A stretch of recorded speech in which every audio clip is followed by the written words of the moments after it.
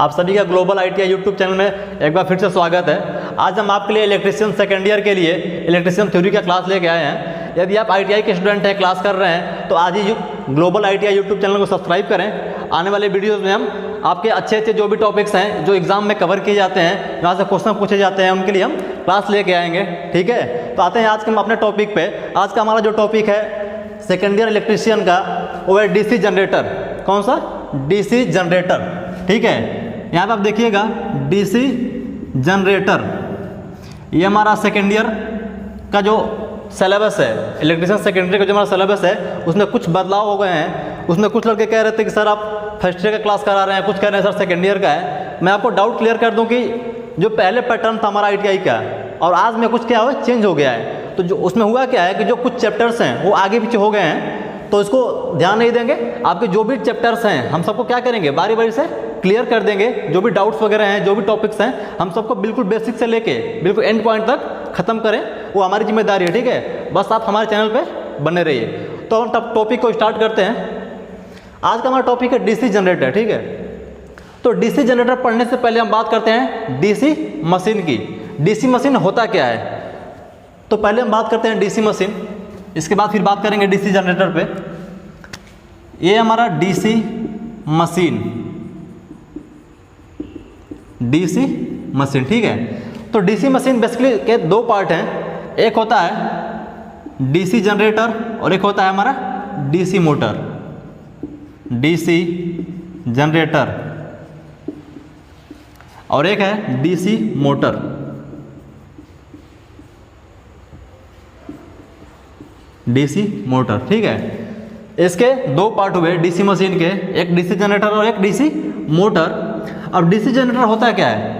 DC generator एक ऐसी युक्ति है जिसको हम अगर यांत्रिक ऊर्जा देते हैं, यानी कि मैकेनिकल एनर्जी, तो हमें इलेक्ट्रिकल एनर्जी आउटपुट में मिलती है। और जो हमारी डीसी मोटर है, जब इसे हम इलेक्ट्रिकल एनर्जी देते हैं, यानी कि विद्युत देते हैं, तो हमें क्या मिलती है? मैकेनिकल एनर्जी, यांत्रिक ऊर्जा मिलती है। जैसे आप सब ने घर वगैरह पे देखा होगा या कॉलेज वगैरह में कि जनरेटर क्या करते हैं, हम स्टार्ट करते हैं। ठीक है, जब उसको यानी कि हम यांत्रिक ऊर्जा यानी कि मैकेनिकल एनर्जी देते हैं, तो क्या होता है? स्टार्ट होता है, घूमना शुरू करता है। तब क्या होती है? हमें आउटपुट में इलेक्ट्रिकल एनर्जी मिलती है, यानी कि करंट वगैरह मिलती है, जिनकी सहायता से हम लाइट, फैन, ठीक है, इत्यादि चीज़ें यूज़ करते हैं। अब जो हमारा डीसी जनरेटर हुआ और ये डीसी मोटर, दोनों का जो प्रिंसिपल है, सिद्धांत है, एक ही पे काम करते हैं। किस पे? Electromagnetic induction, ELECTROMAGNETIC, electromagnetic induction. इसको हिंदी में कहते हैं विद्युत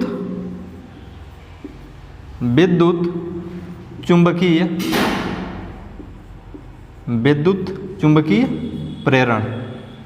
ठीक है, जो हमारा डीसी जनरेटर हुआ और डीसी मोटर, ये दोनों किस सिद्धांत पे काम करते हैं? फैराडे के इलेक्ट्रोमैग्नेटिक इंडक्शन, यानी कि विद्युत चुंबकीय प्रेरण के सिद्धांत पे काम करते हैं। ठीक है, अब हमारा जो डीसी जनरेटर हुआ, डीसी जनरेटर, इसमें अगर हम इसकी ईएमएफ की दिशा काउंट करना चाहें, इसके ईएमएफ की दिशा ज्ञात करना चाहें, इसमें हम यूज करते हैं Fleming right hand rule, right hand rule. इसके हम आगे चर्चा करेंगे आगे वाले टॉपिक पे। और जो हमारा डीसी मोटर है, इसमें अगर हमें ईएमएफ की दिशा निकालनी हो, जिसमें हम यूज करते हैं Fleming left hand rule, Fleming left hand rule. ठीक है, जो हमारा डीसी जनरेटर, इसमें यदि ईएमएफ की दिशा निकालनी हो, किसकी? ईएमएफ की, तो हम क्या करेंगे? फ्लेमिंग के राइट हैंड का यूज करेंगे। वो क्यों? क्योंकि हम जब जनरेटर को स्टार्ट करते हैं तो दाहिने हाथ से, क्योंकि हम हमेशा क्या करते हैं? जनरेटर को दाहिने हाथ से स्टार्ट करते हैं। क्योंकि आपने कभी बाएं से स्टार्ट किया है? नहीं, हो ही नहीं पाएगा। हम जनरेटर को हमेशा दाहिने हाथ से स्टार्ट करते हैं, इसीलिए जो जनरेटर में हमारा ईएमएफ होगा वो क्या होगा? फ्लेमिंग के राइट हैंड रूल से ज्ञात होगा, फाइंड आउट होगा। और आ गया क्या? मोटर। तो मोटर में क्या बचा हमारा? फ्लेमिंग का लेफ्ट हैंड रूल, यानी कि फ्लेमिंग के बाएं हाथ के नियम से क्या करते हैं हम? डीसी मोटर में ईएमएफ की दिशा को ज्ञात करते हैं। ठीक है, यहाँ पे देखिएगा आपका दे रखा हेडिंग डीसी जनरेटर का सिद्धांत, प्रिंसिपल ऑफ डीसी जनरेटर।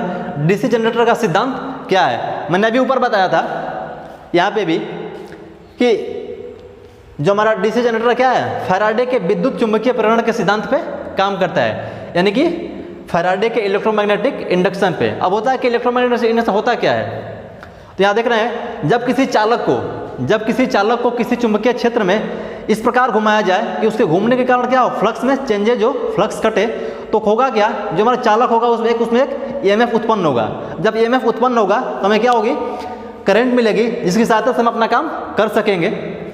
अब मोटर हमारा वर्क कैसा करता है, जनरेटर वर्क करता है कैसे है, देखते हैं उसको।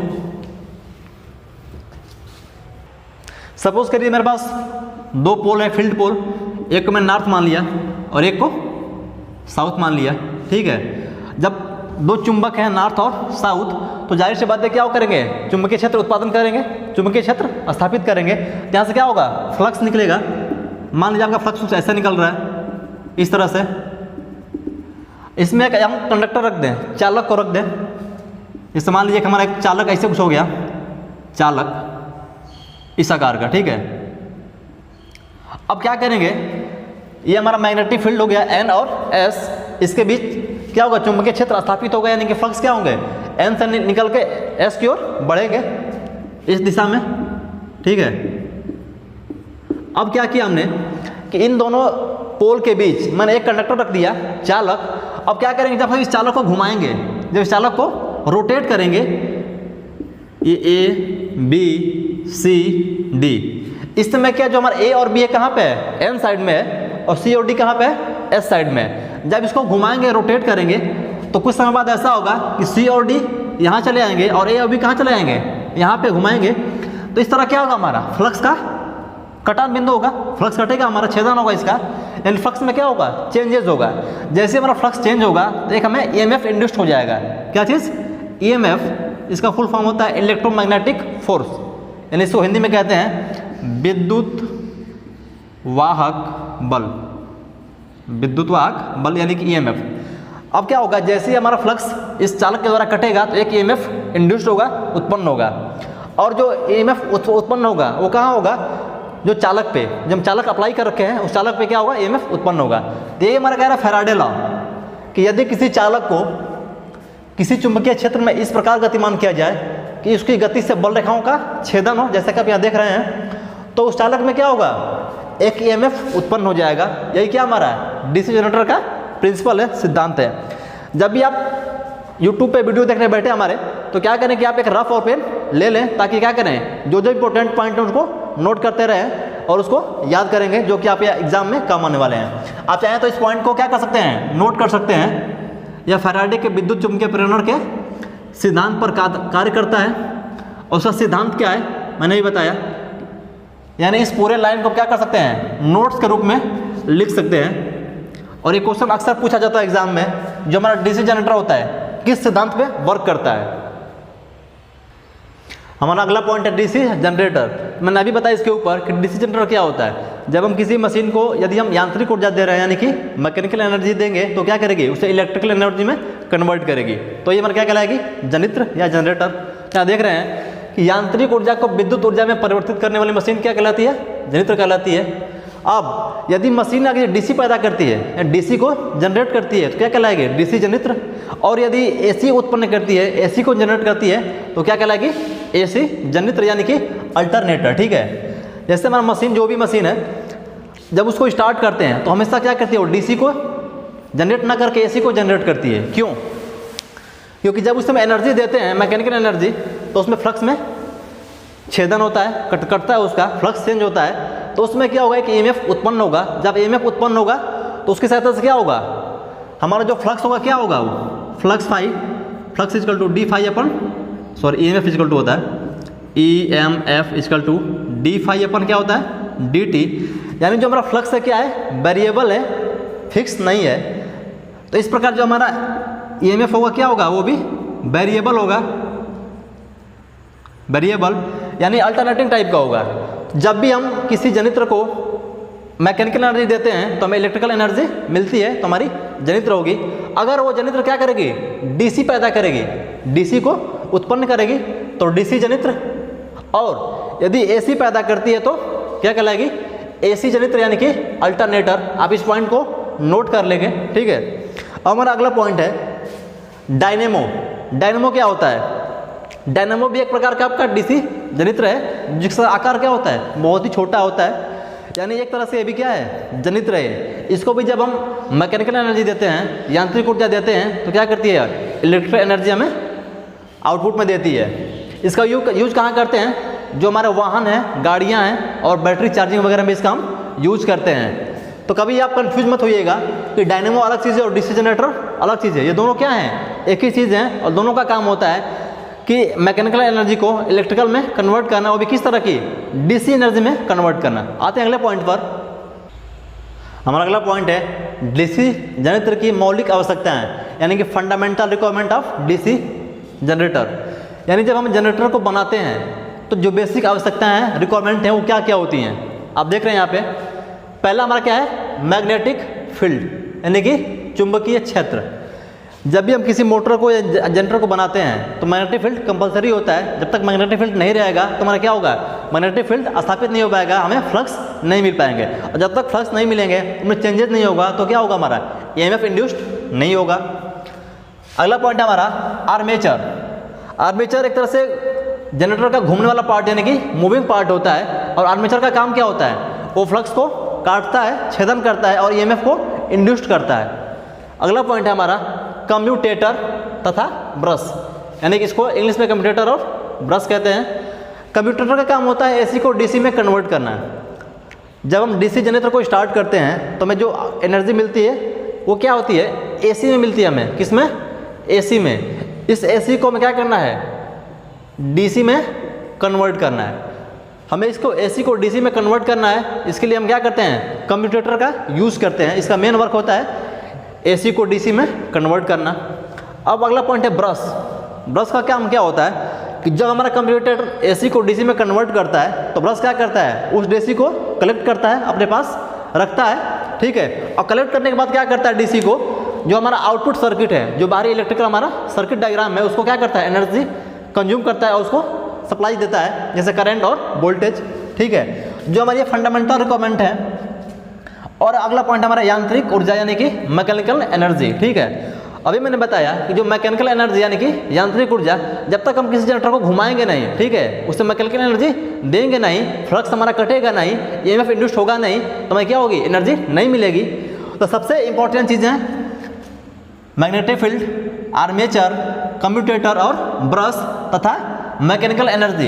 ये जो जितने भी टर्म्स हैं, ये सारे क्या हैं? DC जनरेटर के लिए इंपॉर्टेंट है, जरूरी हैं। आते हैं अगले पॉइंट पर। हमारा अगला पॉइंट है DC जनरेटर के भाग, यानी कि पार्ट्स ऑफ DC जनरेटर। इसमें हम बात करेंगे कि DC जनरेटर के कितने पार्ट्स होते हैं, सबका बारी बारी क्या करेंगे? अध्ययन करेंगे, जानेंगे कौन कैसे वर्क करता है और उसका बनावट क्या होता है, ठीक है। पहला हमारा बॉडी। बॉडी मतलब क्या? बाहरी भाग। किसी जनरेटर का बाहरी भाग, इसको हम बॉडी कहते हैं या योक कहते हैं, ठीक है। जैसे कोई भी मशीन आपने देखा होगा, उस पर एक बाहरी आवरण लगा होगा, कवर लगा होगा, उसको हम क्या कहते हैं? बॉडी कहते हैं, और उसको योक भी कहते हैं। बॉडी को क्या बोलते हैं? योक, ठीक है, YOKE, उसे योक भी बोलते हैं। बॉडी यह दो चीज़ों का बना होता है, पहली कास्ट आयरन और दूसरा कास्ट स्टील, ठीक है। कास्ट आयरन और कास्ट स्टील, इसका काम क्या होता है बॉडी का? जो भी इसके इंटरनल पार्ट होते हैं जनरेटर के अंदर, या जनरेटर या मोटर के अंदर जो भी इंटरनल पार्ट होते हैं, आंतरिक भाग होते हैं, उनकी सेफ्टी प्रदान करना, उनकी सुरक्षा देना। और दूसरा काम क्या होता है कि जो फ्लक्स जनरेट हो रहे हैं, जो फ्लक्स उत्पन्न हो रहे हैं, उनके लिए रास्ता प्रदान करना, घूमने के लिए जगह देना, ठीक है। जैसे कि आप देख रहे हैं मशीन के बाह्य भाग को बॉडी या योक कहते हैं, मैंने अभी बताया। या कास्ट आयरन अथवा कास्ट स्टील से बनाई जाती है, ठीक है। इस पॉइंट को आप नोट करेंगे, या कास्ट आयरन अथवा कास्ट स्टील से बनाई जाती है। अक्सर एग्जाम में पूछ देता है कि जो हमारा योक होता है, बॉडी होती है, वो किस चीज़ का बना होता है, तो क्या बताएंगे? कास्ट आयरन अथवा कास्ट स्टील से। अब जो कास्ट आयरन और कास्ट स्टील है, इसका यूज कहाँ करते हैं? जो हमारी छोटी मशीन होती है, जो छोटा मोटर होता है, वहाँ यूज करते हैं किसका? कास्ट आयरन का। और जो बड़ी मशीन होती है, जो बड़ी जनरेटर है, मोटर है, उसका क्या यूज करते हैं? कास्ट स्टील का, ठीक है। इन दोनों को ध्यान में रखिएगा, कास्ट आयरन और कास्ट स्टील यूज कहाँ कहाँ करते हैं और क्यों करते हैं। इसके बाद मशीन के सभी भागों को सुरक्षित रहना, मैंने बताया अभी जो हमारा जनरेटर है तो बाहरी भाग को क्या कहते हैं, योक, बॉडी। उसके अंदर क्या होते हैं, बहुत सारे पार्ट्स होते हैं, अंग होते हैं, उनको सुरक्षा देना किससे, धूप से, धूल मिट्टी बारिश की पानी वगैरह से, ठीक है, उनको सेफ्टी देना क्या काम है इसका, बॉडी का, योक का। उसके बाद चुंबकीय बल रेखाओं को फ्लक्स के लिए रास्ता प्रदान करना। फ्लक्स यानी आप देख रहे हैं इस फिगर में देख रहे हैं ये क्या है, हमारे फ्लक्स हैं, इनको क्या कर रहा है, रास्ता प्रदान कर रहा है, चलने के लिए रास्ता दे रहा है। तो इसका दो काम है, ठीक है। अब ये पॉइंट नोट करिएगा, कास्ट आयरन बड़ी मशीनों में, ठीक है, और कास्ट स्टील बनाई जाती है। छोटी मशीनों को बॉडी क्या होती है, कास्ट आयरन से, और बड़ी मशीनों की कास्ट स्टील से। ये बहुत ही इंपॉर्टेंट पॉइंट है, इसको नोट कीजिएगा। एग्जाम में अक्सर ये पूछता रहता है कि छोटी मशीनों की जो बॉडी होती है वो किस चीज़ का बना होता है, और जो बड़ी मशीन की बॉडी है किससे बना होता है। तो जो छोटी मशीन है किसकी, कास्ट आयरन, और जो बड़ी मशीन है किसकी, कास्ट स्टील की, ठीक है।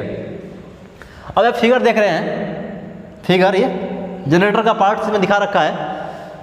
हमारा पहला पार्ट है armature core, armature core, arrow देखा रखा है यहाँ पे, आर्मेचर कोर, ठीक है। तो आर्मेचर कोर का काम क्या होता है, आर्मेचर का काम होता है मूव करना, एक घूमने वाला पार्ट होता है ये, ठीक है, और फ्लक्स का छेदन करता है, काटता है, और ईएमएफ को इंड्यूस करता है।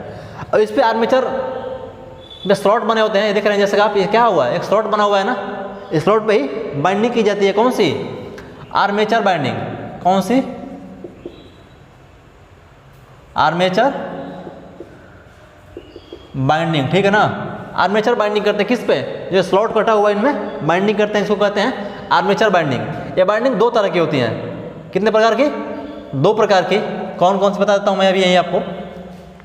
एक होता है लैप बाइंडिंग, लैप बाइंडिंग, और एक होता है क्या, वेव बाइंडिंग, ठीक है ना।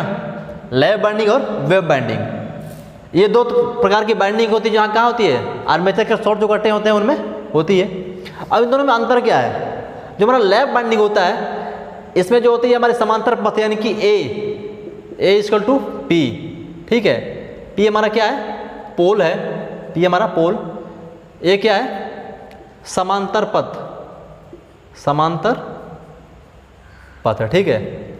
इसमें जो होते हैं दो होते हैं, क्या चीज़, समांतर पथ। इन दोनों में डिफरेंस क्या है, जो हमारी लैप बाइंडिंग है इसमें जो समांतर पथ होते हैं पोल के इक्वल होते हैं, यानी कि ए इक्वल टू पी।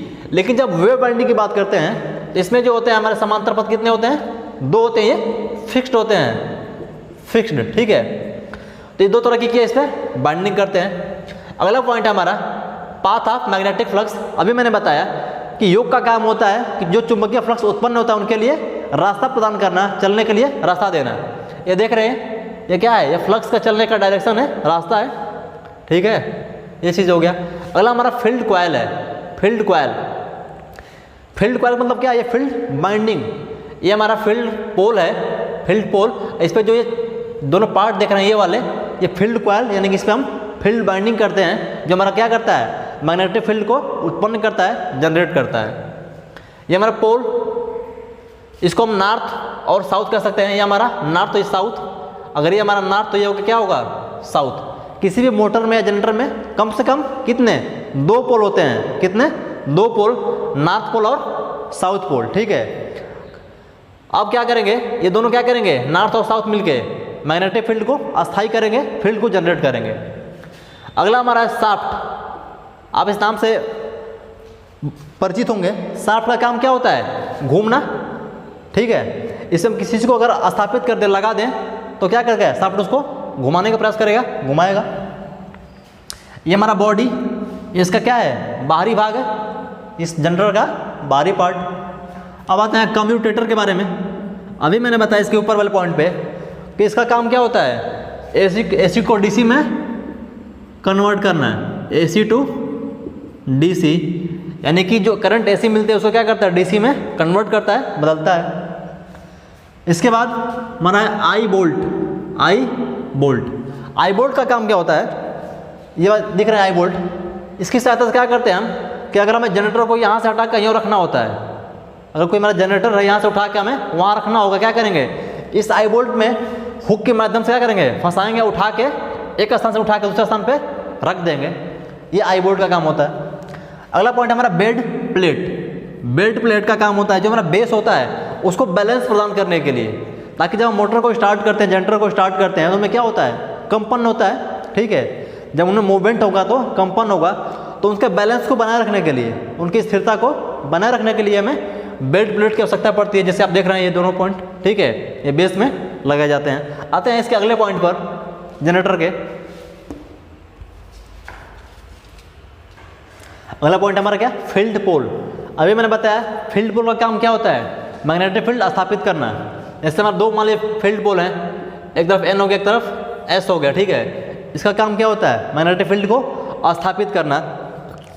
जो हमारा छोटा डायनेमो होता है, जनित्र होता है, उसमें क्या होते हैं, हम परमानेंट मैग्नेट का यूज करते हैं, परमानेंट मैग्नेट का, ठीक है। और जो बड़ी जनित्र होती हैं, जो बड़े जनरेटर हैं, उनमें हम क्या करते हैं, फील्ड पोल का यूज करते हैं, ठीक है। अब बात करते हैं फील्ड पोल। फील्ड पोल, ठीक है, इसकी जो मिनिमम संख्या होती है 2 होती है। मिनिमम संख्या कितनी होती है, मिनिमम नंबर 2, और मैक्सिमम कितने होते हैं, मैक्सिमम 8। ये क्वेश्चन अक्सर एग्जाम में पूछता है कि किसी भी फील्ड पोल की कम से कम संख्या कितनी होती है, तो 2 होती है, और मैक्सिमम कितनी होती है, 8 फील्ड पोल की। और फील्ड पोल का काम क्या होता है, मैग्नेटिक फील्ड को स्थापित करना, चुंबकीय क्षेत्र को स्थापित करना, ठीक है। आते हैं अगले पॉइंट पर।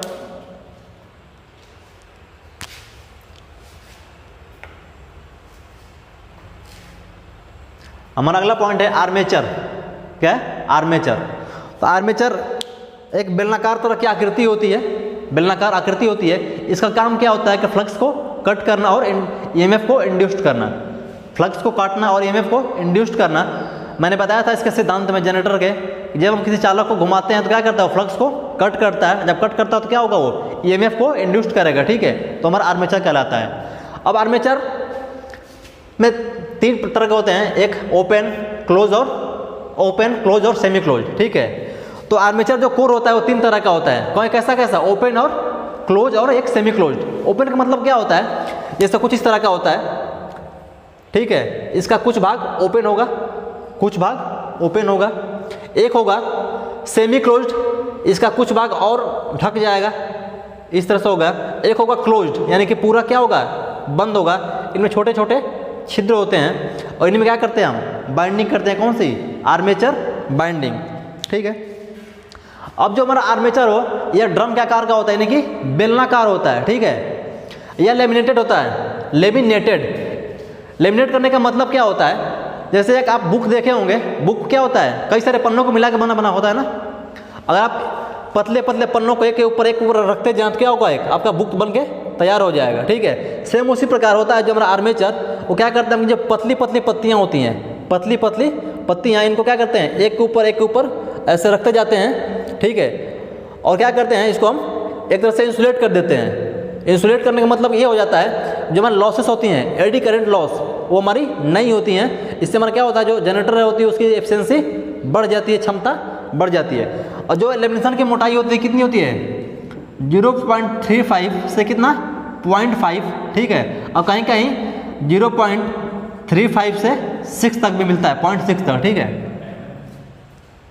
mm में, mm यानी कि मिलीमीटर, ठीक है। जब हमारी जो पतली पतली पत्तियाँ होती हैं लेमिनेशंस की, उनकी मोटाई कितनी होती है, 0.35 से 0.5 mm, और कहीं कहीं 0.35 से 0.6 mm तक भी क्वेश्चन में मिल जाता है, ठीक है। तो किसी एक को आप याद कर लेंगे तो ऑप्शन में इसको क्या टिक मार लेंगे। ये क्वेश्चन आपके हर एग्जाम में, चाहे आपका सेमेस्टर एग्जाम हो, ईयरली एग्जाम हो, चाहे यूपीपीसीएल हो, डीआईडी हो, ऑर्डिनेंस फैक्ट्री हो, ये हर क्वेश्चन में, मतलब हर एग्जाम में ये क्वेश्चन आना ही आना है। 90% इसकी प्रोबेबिलिटी क्या होती है एग्जाम में आने की, ठीक है। इसको ध्यान रखिएगा कि इसकी मोटाई कितनी होती है, 0.35 से 0.5 या 0.35 से 0.6। इसका फ़ायदा क्या होता है, फ़ायदा ये होता है कि जो एडी करंट होती हैं या हिस्टैरिसीस लॉस होता है, वो हमारा क्या होता है, कम हो जाता है, रिड्यूस हो जाता है। यहाँ आप देख रहे होंगे आर्मेचर कोर क्या होती है, लेमिनेट होती है, जिससे कि उनमें क्या होता है, हिस्टैरिसीस लॉस और एडी करंट लॉस क्या होता है, कम हो जाता है। जैसे ये लॉस कम होगा तो हमारी जो क्षमता है, एफिशिएंसी क्या होगी, वो इंक्रीज कर जाएगी, बढ़ जाएगी, ठीक है। इसके खांचे याद कर लेना, ओपन, सेमी क्लोज्ड और क्लोज्ड। ये भी एग्जाम में पूछ लेता है कि जो हमारा आर्मेचर होता है उसमें खांचे कितने तरह के होते हैं, स्लॉट्स कितने तरह के होते हैं, तो 3 तरह के। कौन कौन से? ओपन, सेमी क्लोज्ड और क्लोज्ड। यहाँ देख रहे हैं आप, ओपन, सेमी क्लोज्ड और क्लोज्ड, ठीक है ना। अब क्या होता है इसमें जो स्लॉट्स कटे होते हैं, जैसे इस तरह के होते हैं ना, स्लॉट्स कटे होते हैं, मैं बताया था। तो स्लॉट्स में क्या करते हैं हम, बाइंडिंग करते हैं। कौन सी? आर्मेचर बाइंडिंग, इसके पहले मैं बताया था। अभी इसके ऊपर वाले क्वेश्चन में बताया था आर्मेचर बाइंडिंग। जब आर्मेचर होगा तो बाइंडिंग होगी ही, जब तक बाइंडिंग नहीं रहेगी तो करंट का फ्लो से नहीं होगा। तो बाइंडिंग हमारी 2 तरह की होती हैं। कितनी तरह की? 2 तरह की हमारी बाइंडिंग होती हैं, 2 तरह की होती हैं। एक फिर लैप बाइंडिंग, लैप बाइंडिंग, और दूसरा क्या होगा हमारा, वेव बाइंडिंग, ठीक है। अब यहाँ बताया था कि जो इनमें समांतर पथ की संख्या होती है, यानी कि पैरेलल पाथ, वो क्या होती है, A = P होती है।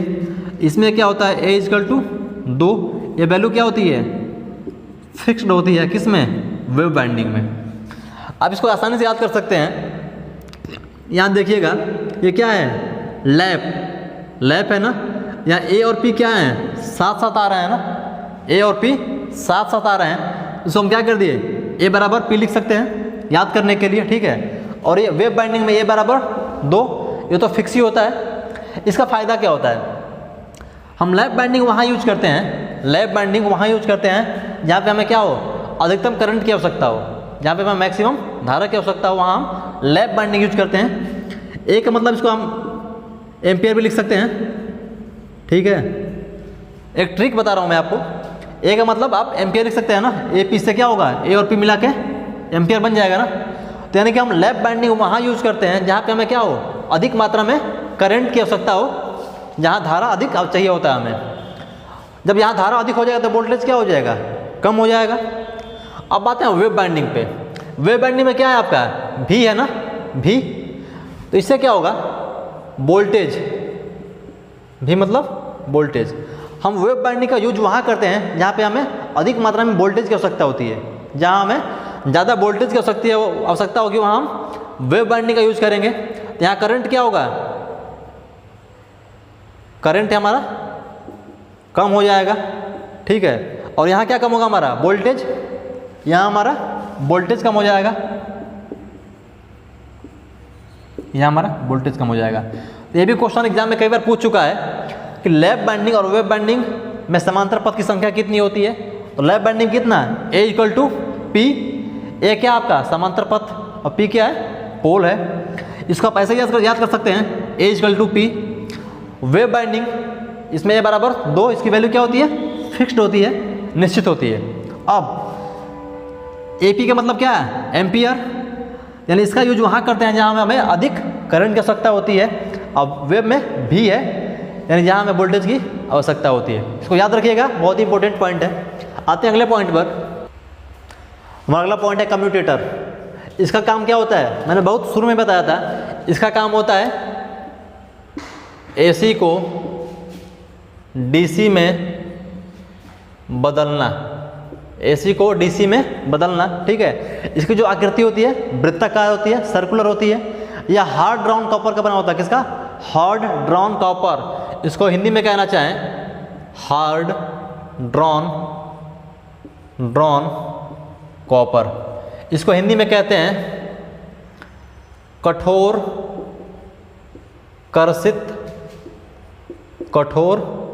कर्षित ताम्र, ठीक है। जो हमारा कम्यूटेटर होता है वो किसका होता है, हार्ड ड्रॉन कॉपर का बना होता है। इसको हिंदी में कहते हैं कठोर कर्षित ताम्र, यानी तांबा, ठीक है। कम्यूटेटर हमारा AC को DC में कन्वर्ट करता है, ठीक है।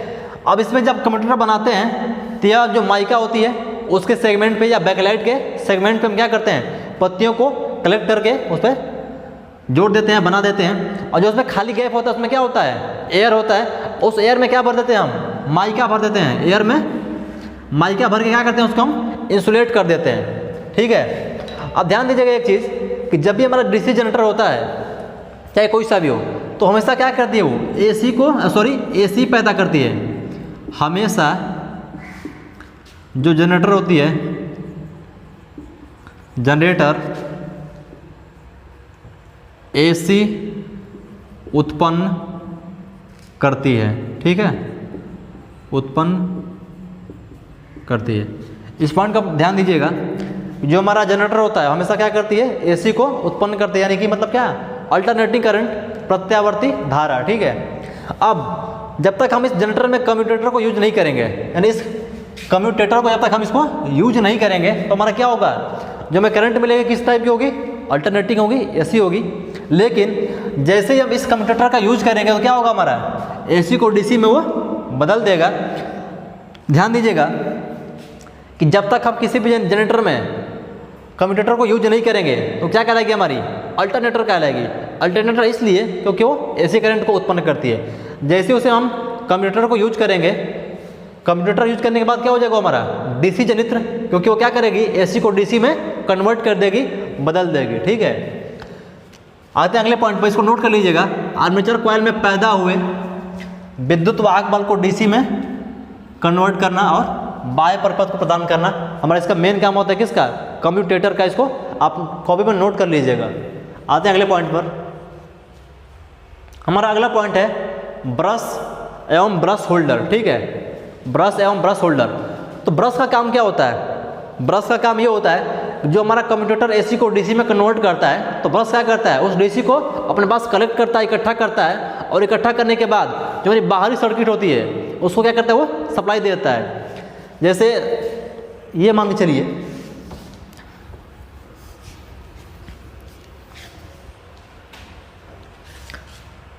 जैसे हमारे बाहरी मान लीजिए सर्किट हो गया, ठीक है, हमारा बाहरी सर्किट हो गया। यहाँ पे आप मान लीजिए एक बल्ब लगा देते हैं इस आकार में,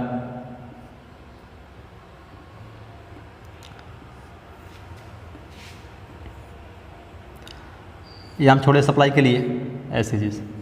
अब तक इसको हमने कोई सप्लाई नहीं दिया है, ठीक है। इस बल्ब को जब जलना है तो इसे सप्लाई चाहिए होगा, बिना सप्लाई किए नहीं चलेगा। तब इसमें क्या करेंगे, ब्रश की सहायता से करंट को एब्जॉर्ब करेंगे। इससे मान लीजिए यहाँ पे हमारा क्या है, कम्यूटेटर है, कम्यूटेटर, ये क्या करेगा, एसी को डीसी में कन्वर्ट करेगा। अब जो हमारा ब्रश होता है क्या करेगा, ब्रश इस डीसी को कलेक्ट करेगा, इकट्ठा करेगा, और जो बाहरी सर्किट है, क्या यही ना बाहरी सर्किट हमारा, ये हमारा बाहरी सर्किट है, इसको क्या करेगा ब्रश, यहाँ पे मान लीजिए कि ब्रश हमारा क्या है, ए और बी दो हमारे ब्रश हो गए, ये दोनों क्या करेंगे, एक पॉजिटिव होगा और ये क्या होगा, नेगेटिव, इसको इकट्ठा करेंगे, कलेक्ट करेंगे, और यहाँ से क्या करेंगे, इनको सप्लाई दे देंगे। तो ब्रश का यही काम होता है कि कम्यूटेटर से डीसी करंट को इकट्ठा करना, एब्जॉर्ब करना, और जो मेरी बाहरी सर्किट है उसको क्या करना, सप्लाई देना। इसके आगे ब्रश होल्डर, ब्रश होल्डर का काम होता है ब्रश को पकड़े रहना। होल्ड मतलब क्या होता है, पकड़ना ना, यहाँ क्या रखा है, ब्रश होल्डर। तो होल्डर का मतलब क्या होता है, पकड़ना, होल्ड करना। तो जो ब्रश होता है इसको पकड़े रहते हैं, यहाँ दो स्प्रिंग लगी होती हैं, इन दोनों स्प्रिंग के माध्यम से क्या करते हैं, ब्रश को यहाँ पे हम पकड़े रहते हैं, आप फिगर में देखेंगे, ठीक है। तो ब्रश होल्डर का काम होता है ब्रश को पकड़ना। अब ब्रश बना किसका होता है, ब्रश हमारा बेसिकली कार्बन का बना होता है, किसका, कार्बन का। और जो हमारे बड़े जनरेटर में यूज करते हैं, जो बड़ा जनरेटर होता है उसमें जो ब्रश यूज करते हैं वो किसका होता है, कार्बन और कॉपर का मिक्स होता है, मिक्सचर होता है, ठीक है। आते हैं अगले पॉइंट पर, ब्रश का उपयोग क्यों करते हैं, कार्बन का। जो हमारा अगला पॉइंट है, कार्बन ब्रश प्रयोग करने का कारण। हम कार्बन ब्रश क्यों यूज करते हैं, क्योंकि इसका जो लुब्रिकेंट होता है यह अधिक तापमान को सह सकता है, ठीक है। यह एनटीसी है, एनटीसी मतलब क्या है, नेगेटिव टेम्परेचर कोफिशिएंट, यानी कि जैसे जैसे इसका हम तापमान को क्या करेंगे, बढ़ाएंगे, इसका रेजिस्टेंस क्या होगा, कम होगा, घटेगा, ठीक है। तो इस कारण से हम क्या करते हैं, कार्बन का यूज करते हैं। यह सॉफ्ट होता है, मुलायम होता है। यहाँ 4 पॉइंट आप देख रहे हैं, 4 पॉइंटों को नोट कर लीजिएगा।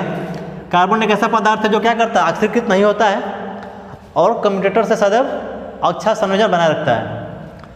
यह अधिक तापमान पर भी ठीक कार्य कर सकता है, क्योंकि कम्यूटेटर के साथ क्या करता है, ये घर्षण पर काफ़ी गर्म होगा। जब ये टेम्परेचर बढ़ाएंगे तो इसका रेजिस्टेंस क्या होगा, कम होगा। जब रेजिस्टेंस कम, यानी कि अधिक करंट को क्या कर सकता है, कैरी कर सकता है, ले सकता है ना। जब भी किसी भी मेटल का रेजिस्टेंस यानी प्रतिरोध क्या होगा, कम होगा, तो वो अधिक से अधिक करंट को क्या करेगा, सप्लाई देगा। ठीक है, तो वही काम हमारा कार्बन करता है यहाँ पे। इसे सरलता से आवश्यक आकृति दी जा सकती है, क्योंकि ये क्या है, बहुत ही मुलायम होता है। जो हमारा कार्बन होता है बहुत ही सॉफ्ट होता है। इसके कारण क्या कहते हैं, हम जिस आकृति में ढालना चाहे उसे में हम इसको ढाल सकते हैं, उसकी नई आकृति दे सकते हैं। कार्बन का अवगुण है इसका उच्च प्रतिरोध। आप जानते हैं कार्बन क्या होता है, उसका जो रेजिस्टेंस हाई होता है, लेकिन फिर भी इसको यूज करते हैं। क्यों? यह अवगुण भी कार्य के दौरान दूर हो जाता है, क्योंकि इसका तापमान बढ़ने से इसका प्रतिरोध कम हो जाता है। मैंने अभी बताया कि कार्बन क्या है, एनटीसी। कार्बन हमारा एनटीसी है, यानी कि negative temperature coefficient. Negative temperature coefficient यानी जैसे जैसे इसका हम टेम्परेचर बढ़ाएंगे, इसका रेजिस्टेंस क्या होगा, डाउन होगा, कम होगा। तब क्या होगा, करंट हमारा क्या होगा, करंट हमारा बढ़ जाएगा। इसीलिए इसका हम यूज करते हैं। आते हैं अगले पॉइंट पर। हमारा अगला पॉइंट है फ्लेमिंग का दायां हाथ का नियम, यानी कि फ्लेमिंग्स राइट हैंड रूल। ये भी बहुत इंपॉर्टेंट टॉपिक है। अक्सर यहाँ से क्वेश्चन पूछता है कि किसी भी जनरेटर की ईएमएफ की दिशा ज्ञात करने के लिए हम किसका यूज करते हैं, किस नियम का इस्तेमाल करते हैं। तो फ्लेमिंग राइट हैंड रूल, इनका रूल क्या कहता है, इनका रूल ये कहता है जब हम अपने हाथ की प्रथम दो अंगुलियों यानी पहली अंगुली ये और दूसरी क्या है ये, और अंगूठा ये तीसरा, ठीक है, इन तीनों को परस्पर इस प्रकार फैलाएं, यानी कि प्रथम अंगुली ये और ये करेगी दूसरी अंगुली, और ये हमारा क्या है, अंगूठा है। इन तीनों को परस्पर इस प्रकार फैलाएं, ये क्या हो, तीनों दूसरे से 90 डिग्री के एंगल पर हो। आप देख पा रहे होंगे ये तीनों क्या है, दूसरे के 90 डिग्री पे है ना। इसको हम अगर बेस मान लें और इसको क्या मान लें, लंब, तो क्या होगा, बीच का एंगल 90 डिग्री। ठीक है, इसको हम आधार माने तो ये हमारा क्या हो जाएगा, लंब, यानी कि इन दोनों के बीच क्या होगा, एंगल 90 डिग्री। ठीक है, आप यहाँ देख पा रहे हो फिगर में बिल्कुल ऐसे ही है। ठीक है, इस फिगर में बिल्कुल ऐसे ही है।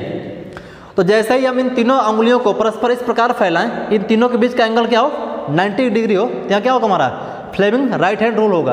अब इसके साथ हम ज्ञात क्या करते हैं, जो हमारा थंब है, अंगूठा, थंब हमारा अंगूठा है, इसकी सहायता से क्या करते हैं, इसमें जो मोटर के घूमने की दिशा है, मोशन यानी गति को ज्ञात करते हैं, मोशन को ज्ञात करते हैं। ठीक है, जो हमारा ये तर्जनी बोलते हैं इसको इंग्लिश, हिंदी में इसको इंग्लिश में कहते हैं 4 फिंगर। क्या कहते हैं, 4 फिंगर। आप देख पा रहे होंगे इस तरह से 4 फिंगर, इसको इंग्लिश में कहते हैं। तो इससे द्वारा हम क्या करते हैं, फ्लक्स को ज्ञात करते हैं कि फ्लक्स किस डायरेक्शन में फ्लो हो रहा है। ठीक है, और जो हमारे बीच की अंगुली है इसको बोलते हैं मध्यमा, यानी कि मिडिल फिंगर। ये हमारा क्या है, मिडिल फिंगर यानी कि मध्यमा। तो इसके सहायता से हम क्या करते हैं, ईएमएफ को ज्ञात करते हैं। ठीक है, अंगूठा के द्वारा घूमने की दिशा को, पहली अंगुली यानी कि तर्जनी के द्वारा फ्लक्स को, और जो बीच की अंगुली यानी कि मध्यमा के द्वारा क्या करते हैं हम इसकी। ठीक है, ये आप देख रहे होंगे अंगूठा हमारा क्या है, मोशन को दिखा रहा है। ठीक है, ये हमारा इलेक्ट्रोमैग्नेटिक फ्लक्स को, और ये हमारा किसको, डायरेक्शन ऑफ इंड्यूस्ड ईएमएफ, यानी कि ईएमएफ को, और ईएमएफ का मतलब क्या है, विद्युत वाहक बल को। ठीक है, आप देख रहे हैं तीनों में क्या है, ये इसके 90 डिग्री पे है ना, एंगल 90 डिग्री यहाँ हो गया, इन दोनों के बीच क्या हो गया, एंगल हमारा 90 डिग्री है ना, समकोण पे। तो कह रहा फ्लेमिंग का दायां हाथ का नियम कि जो तीनों उंगलियां हमारी, इन तीनों को परस्पर इस प्रकार फैलाएं कि तीनों क्या हो, दूसरे से 90 डिग्री पे रहो, और जैसे 90 डिग्री पर होंगी तो हमारा अंगूठा क्या करेगा, दिखाएगा किसको, कंडक्टर के मोशन को, कि हमारा जो कंडक्टर किस दिशा में घूम रहा है। ठीक है, जो हमारी पहली अंगुली हुई इसको इंग्लिश में बोलते हैं 4 फिंगर, इंग्लिश में क्या बोलते हैं, 4 फिंगर यानी कि तर्जनी। यह दिखाता है किसको, मैग्नेटिक फ्लक्स को। और इसके बाद जो हमारा मिडिल फिंगर है इसको बोलते हैं हिंदी में मध्यमा, यह दिखाता है किसको, ईएमएफ को, किसको, ईएमएफ यानी कि इलेक्ट्रोमैग्नेटिक फोर्स को शो करता है। आप यहाँ पे देख पा रहे होंगे, इसका मैं एक तरीका बताता हूँ आपको याद करने का, आप भूलेंगे ही नहीं। ठीक है, यहाँ आप देखिएगा 4 फिंगर क्या है, 4 फिंगर, इसको हिंदी में कहते हैं तर्जनी, हिंदी में तर्जनी कहते हैं। तर्जनी उंगली यानी कि हमारी ये वाली उंगली क्या हुई, तर्जनी, इसको हिंदी इंग्लिश में कहते हैं 4 फिंगर। ये किससे स्टार्ट हुआ है, एफ से ना, मतलब 4 फिंगर एफ से स्टार्ट हुआ है यानी तर्जनी। तो इससे क्या निकलेगा, हमारा फ्लक्स निकलेगा। ठीक, उसके बाद हमारा मिडिल फिंगर यानी कि इसको बोलते हैं मध्यमा, ये हमारा क्या है, मध्यमा, मिडिल फिंगर यानी कि हमारी ये वाली उंगली। ठीक है, ये क्या है, मध्यमा। ये किससे स्टार्ट है? एम से स्टार्ट है ना, इसका क्या होगा? EMF, एम बीच में, यहाँ भी एम क्या है यहाँ पे मिडिल में बीच में है, इसलिए मिडिल फिंगर। अब हमारा क्या रह गया? थंब। थंब तो हमारा क्या दिखाएगा? मोशन को दिखाएगा। यही हमारा फ्लेमिंग राइट हैंड रूल था, ठीक है। ये क्वेश्चन में एग्जाम से बार बार पूछता है कि किसी भी जनरेटर के जो उसमें इंड्यूस्ड EMF होता है उसकी दिशा हम कैसे कैसे फाइंड आउट करते हैं, तो फ्लेमिंग के दाएं हाथ के नियम से। और मैं शुरू में बताया था इसके द्वारा क्यों करते हैं, बाएं हाथ से क्यों नहीं करते हैं, क्योंकि हम जब जनरेटर को स्टार्ट करते हो कैसे, दाहिने हाथ से स्टार्ट करते हैं ना, कि बाएं हाथ से। हमेशा हम किसी जनरेटर को दाहिने हाथ से स्टार्ट करते हैं, इसलिए हम क्या करते हैं, इसको फ्लेमिंग के दाएं हाथ नियम से इसको ज्ञात करते हैं इस EMF को। आज की वीडियो में बस इतना ही, फिर मिलेंगे इसके अगले टॉपिक के साथ। आज के लिए थैंक यू।